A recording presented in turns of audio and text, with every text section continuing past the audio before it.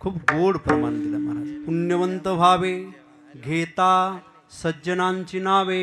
देवाचं नाव घेतलं ना, नाम घेणाऱ्याच्या पदरात पुण्य पडतं. म्हणजे नाम घेणारा काय होतो? पुण्यवान होतो. पुण्याची गणना कोण करी, पुण्यवान होतो. आणि संतांचं नाव घेतल्यानंतर नाम घेणाऱ्याच्या पदरात पुण्य पडत नाही, नाम घेणारा पुण्यवंत होतो. दोन शब्द वापरले मी, पुण्यवान पुण्यवंत. देवाचं नाव घेणारा पुण्यवान होतो. पुण्याची गणना, पुण्याचा साठा त्याच्याकडे येतो, भरपूर येतो, की ज्या पुण्याला मोजता येत नाही एवढं पुण्य देवाचं नाम घेणाऱ्याच्या पदरात पडतं. संतांचं नाव घेतलं ना, नाम घेणाऱ्याच्या पदरात पुण्य पडत नाही, तो घेणारा, नाम घेणारा, संतांचं नाव घेणारा पुण्यवंत होतो. काय फरक आहे दोघांमध्ये? काय फरक आहे पुण्यवान आणि पुण्यवंतामध्ये? आहे का? पुण्य शब्दाला वध प्रत्यय लागला. मी जास्त, आता रात्रीची वेळ आहे, जास्त काय ते लांबवणार नाही, म्हणजे आम्ही जे शिकलोय ते लांबवणार नाही. पुण्य शब्दाला वध प्रत्यय लागलाय. त्याचं प्रथमा एक वचन होतं पुण्यवान, द्विवचन होतं पुण्यवंतो, बहुवचन होतं पुण्यवंतः.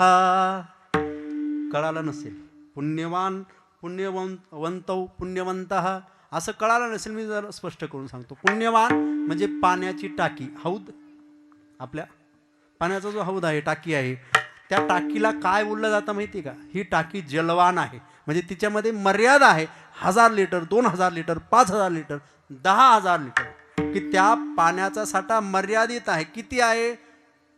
बकेटभर नाही हो, 1 लिटर. मग हजारो लिटर पाणी टाकीमध्ये आहे. त्या टाकीला बोललं जातं ही टाकी जलवान आहे.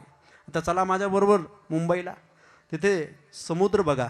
समुद्रात किती पाणी आहे मोजता येतं? समुद्रातलं पाणी मोजता येत नाही.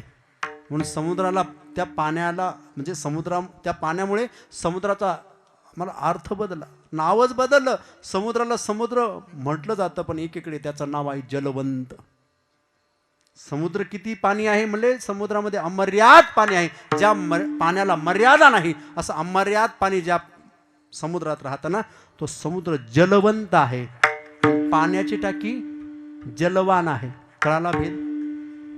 विठाला विठाला विठाला विठाला विठाला विठाला विठाला विठाला विठाला. देवाच्या नावापेक्षा संतांच्या नावात जरा वेगळी जादू आहे. फरक बघा ना. जलवान म्हणजे पुण्यवान आणि पुण्यवंत. किती पुण्य महाराज. नाम घेणाऱ्याच्या पदरात पुण्य पडत नाही, तो नाम घेणाराच पुण्यवंत व्हावे. घेता सज्जनांची नावे पुण्यवंत व्हावे. सज्जनाची नावे घेता पुण्यवंत व्हावे. मला तुम्ही सांगितलं, पण या कलियुगात कोण विचारताय पुण्याला? कलियुगामध्ये पुण्याला कोणी विचारत नाही. विचारताय कोणी? जर पुण्याला विचारणारे लोक असते ना, इथं जागाच पुरली नसती हो. विठाला विठाला विठाला विठाला. या जगामध्ये पुण्यवानाला किंमत नाही, धनवंता लागी सर्व मान्यता आहे जगी. म्हणून या जगामध्ये पुण्यापेक्षा धनाला जास्त. ज्याच्याकडे धन आहे, आपल्याकडे धन असेल ना तरच बहीण प्रेम करते, की नाही? धन असेल तर किती गोडवे गायले जातात. वाटाच्या ग वाट सरा, काय पाहतो वाड्याला, सोन्याचं कुलूप माझ्या भावाच्या दाराला. सोन्याचं कुलूप असतं का? जेवलात का? हा, सोन्याचं कुलूप असतं का? नाही. असतं. सोन्याचं कुलूप जर असतं ते आम्ही ठेवलं असतं का? तुम्ही झोपल्यानंतर आमचा प्रवास सुरू होतो की नाही? सोन्याचं कुलूप नसतं, पण तरी उपमा दिली जाते. ती उपमा सोन्याच्या कुलपाला नाही का, त्या भावाला दिली जाते. ती कारण एकच आहे, तो भाऊ दिवाळीला काहीतरी घेतो. दिवाळीला जोपर्यंत घेणं देणं चालू आहे तोपर्यंत भावाचे गोडवे नाही तर, कारण तुकोबरा आहे.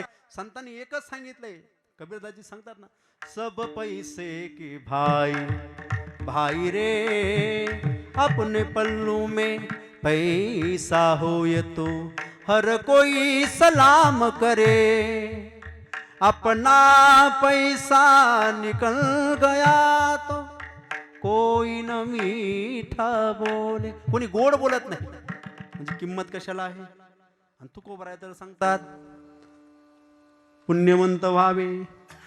पुण्यवंत होण्याचा उपाय तुकोबरा सांगतात, पण या जगामध्ये पुण्यवंताला किंमत नाही, धनवंताला किंमत आहे. ज्याच्याकडे जास्त पैसा त्याला किंमत आहे. लक्षात घ्या. मला एक सांगायचंय, पुण्यवंतापेक्षा धनवंत आज कलियुगात जरी श्रेष्ठ मानला गेला असला तरी धनवंतापेक्षा पुण्यवंत श्रेष्ठ आहे.